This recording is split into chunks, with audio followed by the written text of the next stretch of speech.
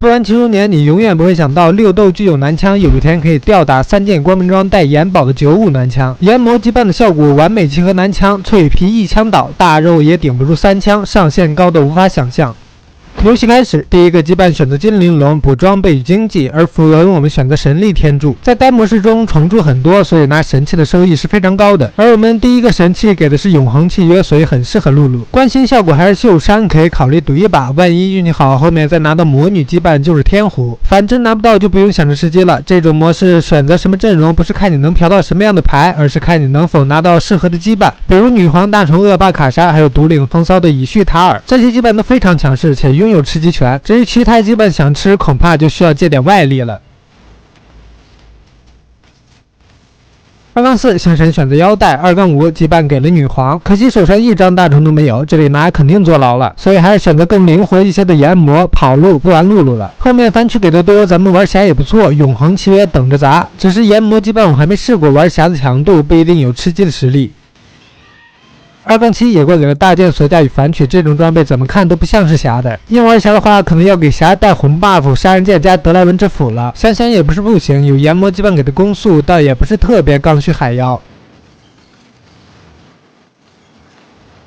3-2分奶羁绊术给虫柱，还有2个关星转能砸，直接跑路了。而这波转职给的很好，狂战斗转加新星，名牌让你玩剑圣。而研磨羁绊的剑圣刚好能玩，有幸玩过一次，不过想要上线最好是能养男枪，不然后期研磨剑圣的上限是不够的。3-4星神拿体型，义子拿侠过渡，随后再拿下2研磨，斩杀生命值低于12%的敌人。别说这里看这研磨侠还挺强，但我还是觉得若是追不出3星，想吃还是选。3-7野怪给了日炎锁甲，随后直接上8，想的是递到一张剑圣开6斗就上9了，结果刷哈下去发现1张剑圣都没有，打排位坐牢就算了，娱乐一下也坐牢。随后打加比尔羁绊配合侠也很强，触发频率高，其次经济收益也多，但还是那句话，追不出3星没用。4-2分拿双排赌男枪，运气好真就赌到了。所以基于地牌找到剑圣我们就停手，有2星千珏可以攒钱上9了，当然是收了神力天柱的神器之后。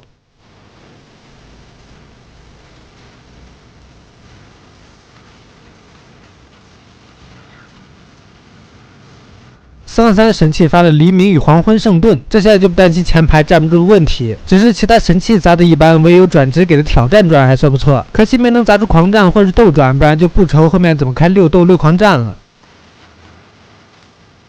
3-7赐福本想刷经济，结果愣是连20块都递不到，好在还有德莱文之斧打经济，不然想上9还挺有压力。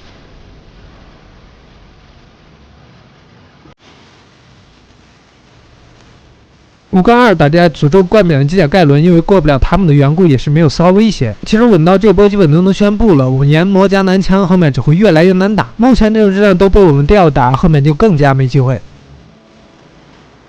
5-3打比尔侠也是没啥悬念，他们太顶了，这局若不是神器发的好，咱们还真不一定能玩出那么顶级的男枪。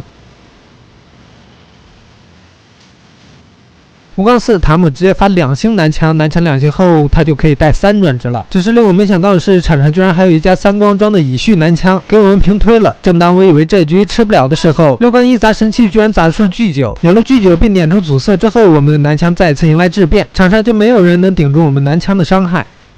6-2上时找剑姬，其实这里不上剑姬补凯隐或是莫甘娜更好，毕竟目前已经不靠其他人打伤害了，男枪一个人就能杀完，只要前排顶得住就行，或是这里走千珏开6狂战也行，只要提升男枪一个人就足够了，其他人都是挂件。当时觉得走千珏装备没人带有点舍不得，但实际千珏真身装备就算放的备战席都不会对对局有太大影响，因为目前跟这家3光装男枪比的已经不是谁的整体质量更高更饱满，而是谁的男枪先死，谁的前排被过得更少。我也是事后才意识到这点，不过影响不大，我们男枪这种伤害再怎么提升都不可能一枪做掉他的努努，被控到还是会输。7-1武器库没拿到水银很伤，但凡能拿到水银打他就平推了，努努与眼宝的控制太伤了，得想办法把他眼宝做掉。